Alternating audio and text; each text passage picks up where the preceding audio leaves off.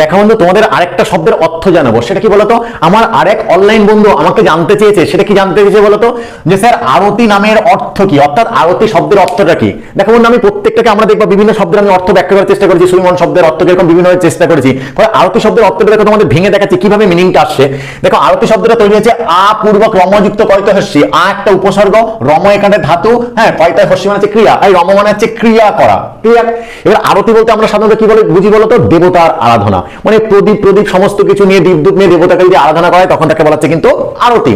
আরতি মানে হতে পারে বলতো, দেখো এই যে আরতি শব্দটা এটা কিন্তু আরাত্রিক শব্দের অপভ্রংশ হিসেবে কিন্তু এসেছে। ফলে আরতি কিন্তু একটা কিন্তু বিশেষ্য পদ। আবার আরতি মানে কি বোঝানো যেতে পারে বলতো? যদি একান্ত মনের ইচ্ছা হয় সেটাও কিন্তু আরতি, যদি মনোযোগ থাকে সেটাও আরতি, যদি অনুরাগ থাকে সেটাও আরতি, যদি আরাধনা করা হয় সেটাও আরতি। অর্থাৎ একান্ত মনোযোগ সহকারে প্রদীপ প্রদীপ নিয়ে দেবতার কাছে যে আরাধনা করা হয় সেটাই কিন্তু প্রকৃতপক্ষে আরতি।